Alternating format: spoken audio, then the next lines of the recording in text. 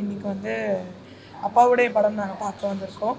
கமாண்டோவின் ஒரு love story, ரொம்ப அழகான படம். படக்குழுவுக்கு எங்களுடைய மனமார்ந்த வாழ்த்துக்கள். ஏன்னா ஒரு கமாண்டோ அப்படின்றது இன்னும்மா ஒரு கமாண்டோன்றது ரொம்ப என்ன சொல்கிறது, டஃபஸ்ட் ஜாப்னால இது மிலிட்ரின்னு தான் சொல்லுவாங்க.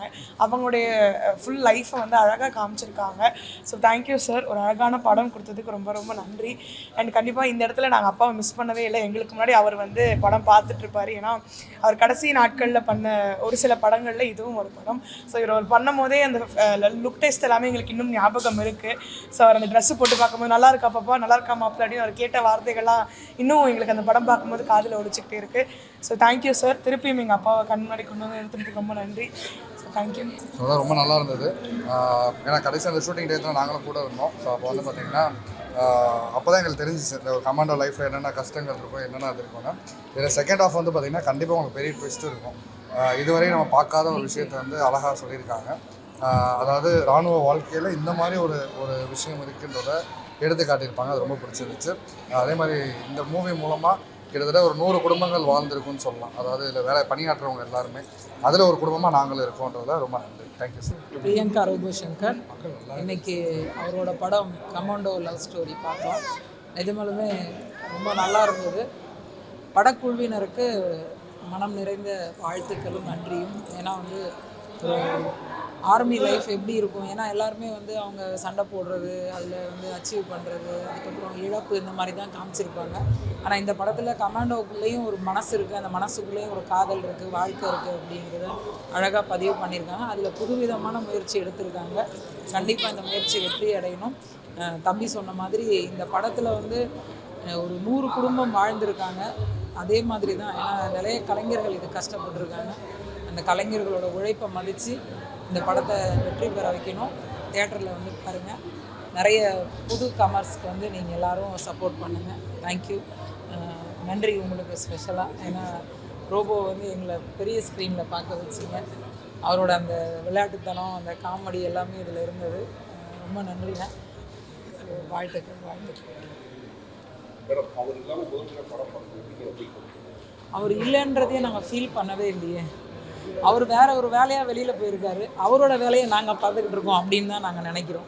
அவர் இல்லைன்றது கிடையாது. எல்லா இடத்துலையும் இதோ அந்த கேமராவில் இருப்பார், உங்களோட பேச்சில் இருப்பார், அந்த லைட்டில் இருப்பார், நிற்கிற எங்கள் எல்லாருக்குள்ளே இருப்பார். அதை விட பெரிய பொக்கிஷமாக அது பாருங்கள், இவரை கொடுத்துட்டு போயிருக்காரு. ஸோ அவர் தான் எங்களுக்கு ரோபோ அப்படின்ற ஒரு மனநிலைமையில் நாங்கள் வாழ்ந்துட்டுருக்கோம். அவரோட வேலையை எங்களுக்கு கொடுத்துட்டு போயிருக்காரு. கண்டிப்பாக அந்த வேலையை திறம்பட செய்வோம் அப்படிங்கிற நம்பிக்கையில் தான் இருக்கும். ஸோ நன்றி.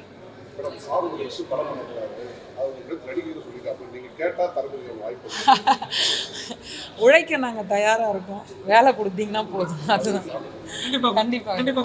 இவர் மட்டும் இல்லை, இன்னும் அடுத்தடுத்து என்னை இயக்குற எல்லா இயக்குநர்களும் சரி, கலைஞர்களும் சரி, எங்களுக்கு வாய்ப்பு கொடுத்தீங்கன்னா நாங்கள் உழைத்து கொடுக்கறதுக்கு ரெடியாக இருக்கோம். வேறு எதுவுமே கிடையாது. ஏன்னா எங்களோட வாழ்க்கையே சினிமாக்குள்ளே தான். ஒரு இயக்குனர் இருக்கார், ஒரு நடிகை இருக்காங்க, நானும் இருக்கேன். நம்ம அடுத்ததான் வர எங்கள் வீட்டோட வாரிசு இருக்குது. அவர் என்ன நினைக்கிறாருன்னு தெரியாது. அவர் இயக்குனராக போகிறாரா, நடிகராக போகிறாரான்னு தெரியல. பட் எங்களுக்கு தெரிஞ்ச வாழ்க்கை சினிமா தான். ஸோ சினிமாவில் எங்களுக்கு வாய்ப்புகள் கொடுங்க. அந்த வாய்ப்பை பிடிச்சி நாங்கள் ஓடுறதுக்கு தயாராக இருக்கோம். கண்டிப்பாக வாய்ப்பு கொடுங்க. அடுத்த படம் இல்லை, இன்னும் எத்தனை படம் எடுத்தாலும் ரோபோவோட ஃபேமிலி இருக்கும். தேங்க்யூ. பிளாக்கு எதுன்னு, ஆமாம், ப்ரொடியூசரு, டைரக்டரு, அப்புறம் ஹீரோ எல்லாம் அவர் அப்போ இது எல்லாமே பிளாக்காக வந்தால் எப்படி அப்படின்னு உங்களுக்கு தோணும். இது வந்து எதுவும் வந்து பிளான் பண்ணி வரதில்லை. கருப்பு அடுத்த மாதம் வரப்பதில் படம் ரிலீஸு, அதையும் நாங்கள் பார்க்க போகிறதுக்காக சரி சிம்பாலிக்காக வச்சுக்கலாம். ஓகே.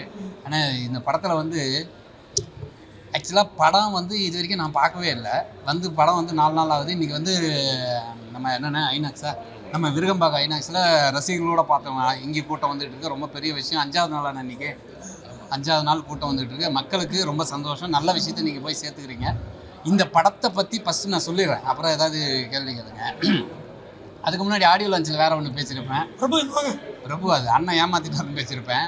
அது வேறு விஷயமா சாதாரணமாக சொன்னேன். ஆனால் உண்மையிலே இந்த படத்தில் வந்து பார்த்திங்கன்னா சென்டிமெண்ட் இருக்கிற மக்களை உள்ளே வர வைக்கிறதுக்கு 2-3 பிளான் பண்ணி வச்சுருக்காரு. இவர் கமர்ஷியல் டைரக்டர்ன்றது இங்கே தான் ப்ரூவ் பண்ணுறாரு. நீங்கள் பார்த்தீங்கன்னா ஏதோ ஒரு விஷயத்தை தேடி போகிறதுக்காக அருவி பக்கம் போனால் நம்ம ஏதாச்சும் போயிடுவோம்ல, ஆனால் இவர் குளிக்க வச்சுக்கிறாரு. அங்கே இது ரசிகர்களை உள்ளே வர வைக்கிறதுக்கு ஒரு 2-3 பேர் யார் தேட போனாலும் குளிக்க வச்சு, அதெல்லாம் ஜென்சி இவர் போயிருக்காரு, இவரை குளிக்க வைக்கல. இவர் குளிச்சா அண்ணாதுக்கெல்லாம் நமக்கு இந்த மாதிரி இந்த படத்தில் கதையில் சும்மா அதை குளிக்க வச்சுருக்காரு. ஆனால் வந்து படத்தில் சென்டிமெண்ட்டாக சொன்ன விஷயங்கள் நிறைய இருக்குது. அழற மாதிரி சொல்ல விஷயம்லாம் இருக்குது. இது வரைக்கும் எனக்கு தெரியாத அண்ணா வாங்கினேன். இது வரைக்கும் எனக்கு தெரியாத ஒரு விஷயம், எனக்கு தெரியல, அது மாதிரி நிறைய பேருக்கு நான் இந்த இதில் தெரிஞ்சிருக்காது. இதுபோல் ஒரு விஷயம் வேலை செய்கிறவங்க, இராணுவத்தில் இருக்கவங்க, இந்த கமாண்டோவில் இருக்கவங்களாம் வந்து கமாண்டோவாக இருக்கவங்களாம் கூட உயிரணுக்களை சேகரிச்சிட்டு ஒருவேளை அவங்களால வாழ முடியலன்னா அவங்களோட உயிரை சுமக்கலான்ற ஒரு விஷயம் எனக்கு புதுசாக இருந்தது. அப்போ தான் அண்ணங்கிட்ட பக்கத்தில் தான் உட்காந்து படம் பார்த்து பேசும்போது இது வந்து வெளிநாட்டு இல்லை நல்ல விஷயம் தான். ஏன்னா எனக்கே இது தெரியாமல் தான் இருக்குது. புதிய கரு தான். கருவே சொல்லக்கூடாதா? படம் பார்த்து தான் கருதான் கருவே கருவை பற்றி தெரிஞ்சுன்னா நீங்கள் திரைப்படத்துக்கு அதை தான் சொல்கிறாரு. அதனால் இவர் எவ்வளோ மூடி மறைக்கணுமோ மறைச்சார். ஆனால் ரசிகர்கிட்ட இந்நேரம் பிச்சு பெடல் எடுத்துகிட்டு இருப்பாங்க. ஸோ இது எனக்கு புதுசாக இருந்தது. உண்மையிலே அதுக்காக வந்து உங்களுக்கு வாழ்த்துக்கள் சொல்கிறேன். இவ்வளோ அழகாக இவ்வளோ அழ வச்சு எத்தனை ஒரு விஷயங்களை கிட்டத்தட்ட ஒரு சீனில் அழுது முடித்து அடுத்த கட்டத்துக்கு போகும்போது அங்கேயும் ஒரு ஃபீல் வர வைக்கிறது, அந்த இதெல்லாம் வந்து உண்மையிலேயே கண்கலங்கின ஒரு விஷயங்கள் தான் இருக்குது. அது சொல்ல தெரியல. நம்மலாம் காமெடியாக பேசி அழறமான்னு நினைக்கும் போது அதுவே காமெடி ஆகிடுச்சு சம்டைம். ஆனால் வந்து ரொம்ப நல்ல ஒரு லெவலில் கொடுத்துருக்கீங்க. ரசிகர்கள் கண்டிப்பாக ஏற்றுப்பாங்க. அவர் சொன்ன மாதிரி யார் கண்ணன் சொன்ன மாதிரி இன்னும் உங்களோட படைப்புகள் நிறைய வரும். அந்த நிறைய வரதில் அவங்க எப்படி துணையாக இருப்பாங்களோ அதுக்கு நாங்களும் உறுதுணையாக இருப்போம். அவரை யார் கண்ணன் சார் பாத்ரூமில் போயிட்டு வர்ற கேப்பில் என்கிட்ட கேட்டார், முல்லை நீங்கள் எத்தனை நாள் இந்த படத்தில் நடிச்சிங்கன்னு கேட்டார். நான் சொன்ன மொத்தம் 7 நாள் நடித்தேன். எல்லா சீனையும் தூக்கிட்டு 1.5 நாள் நடித்தது மட்டும்தான் வச்சுருக்காருன்னு. அடுத்த படத்தில் நம்ம நடிக்கலனா கூட ஃபுல்லாக வைப்பார் அப்படின்னு சொல்லியிருக்கேன். சீரியஸாக சொன்னேன். வேணா யார் கண்ணன் சார் பக்கத்தில் தான் இருக்கார், கூப்பிட்டுக்கலாம். ஏன்னா நம்பிக்கையோட பேசுறது. ஓகே சிறப்பு அண்ணா. ஆமாண்ணே. என்ன வரும்னு கேட்குறீங்களா? ரிசல்ட்டு தான் வரும் 4ஆம் தேதி. என்ன 4ஆம் தேதி ரிசல்ட் தானே வருது? இதே விஜய் சாருக்கு சப்போர்ட் பண்ணி பேசியிருக்குண்ணா. இல்லை காமெடியாக சொல்கிறது. என்ன டிஎம்கே வருமா, ஏடிஎம்கே கூட்டணி வருமா, டிஎம்கே கூட்டணி வருமா, இல்லை விஜய் சார் வருமா, சீமான் சார் வருமா? அதுக்கு தான் சொன்னாங்க 4மே வரணும் அப்படின்னாங்க. இல்லை கண்டிப்பாக வர்றது வரும். அதுதான் ரிசல்ட் வரும். ஆனால் 4மே வரணும்னா 4ஆம் தேதி வரணும் யார் ஜெயிக்க போகிறாங்கன்ட்டு. ஸோ நம்ம தமிழக மக்கள் தான் ஓட்டு போட்டிருக்கோம். யாரோ ஒருத்தர் சீஃப் மினிஸ்டர் வர போகிற ஓட்டு போடுவோம். அதில் ஒரே ஒரு விஷயம் மட்டும் சொல்லிடுறேன். யாருமே ஒருவேளை எதிர்பார்த்தது வரலன்னா ஃபீல் பண்ணாதீங்க. இது நம்ம முடிவு ஏற்றுக்கணும். எந்த முடிவாக இருந்தாலும் ஏற்றுக்கிறதுக்கு தயாராக இருந்தோம்னா தமிழக மக்கள் ரொம்ப பிரச்சனையாக இருக்காது. ஒரு சிலர் ரொம்ப ஃபீல் பண்ணுறாங்களாம், நிறைய வைரலாக போயிட்டு இருக்கு விஷுவலாக. அதெல்லாம் வந்து எதையுமே ஏற்றுக்கிற பக்கம் ஒரு வெற்றியோ தோல்வியோ எல்லாருமே ஏற்றுக்கும். இந்த படத்தோட கதை, திரைக்கதை, வசனம், இயக்கம், டைரக்ஷன் எல்லாமே பண்ணியிருக்கேன். இதில் வந்து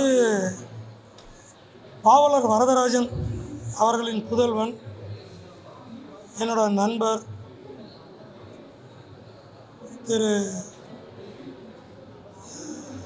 அவர் இசையமைப்பாளர் திரு சிவராமன் அவர்கள் என்னோடு இல்லாதது மிகவும் வருத்தம் அளிக்கிறது. அதேபோல் அவருடைய இழப்பை சரிகட்டுகின்ற அளவிற்கு மேலாக திரு கார்த்திக் ராஜா அவர்களின் பின்னணி இசை எனக்கு மிகவும் வலு சேர்த்திருக்கிறது. இந்த படத்துக்கு பெரிய ப்ளஸ் பாயிண்ட்டு, ஒரு பெரிய உயிர் ஜீவனாக இருந்தது கார்த்திக் ராஜா. அவருக்கு வந்து எப்படி நன்றி சொல்கிறதுன்னு தெரியல. ஏன்னா எனக்காக ராத்திரி பகலும் உழைச்சார் அவர். நைட்டு போய் கேட்டோன்னா காலையில் அந்த பாட்டு கம்போஸ் பண்ணி கொடுத்துருவார். அது மாதிரி இன்னொருத்தருக்கு மிகப்பெரிய நன்றியை சொல்லணும். இசைப்புயல் ஏஆர் ரஹ்மான் அவர்களின் சகோதரி, கடைசி சகோதரி திரு இர்ஷத் காதிரி அவர்கள் இந்த படத்தோட 2 மெலடி சாங் அவங்க தான் பாடியிருக்காங்க. ரொம்ப அற்புதமாக பாடியிருக்காங்க. அவங்களுக்கும் நான் நன்றி சொல்லிக்கணும். அதே மாதிரி ஒரு அற்புதமான லவ் சப்ஜெக்டை கொடுத்துருக்கேன். ஒரு கமாண்டோஸோட பர்சனல் லைஃப்பை எடுத்து சொல்லியிருக்கேன். தயவு செஞ்சு எல்லோரும் தேட்டருக்கு வந்து பாருங்கள். இந்த படத்தை வந்து மக்கள்கிட்ட போய் சேர்க்க வேண்டியது உங்களோட பொறுப்பு. நன்றி, வணக்கம். இந்த படத்தில் அதாவது தனித்தனியாக பார்த்தா ஃபோட்டோகிராஃபி ரொம்ப நல்லா இருக்குது, பாடல்கள் வரி ரொம்ப நல்லா இருக்குது, இந்த கண்டென்ட்டு ரொம்ப அருமையான கண்டென்ட். பார்க்க போனால் இந்த கண்டென்ட்டு புதுசாக தெரியும்.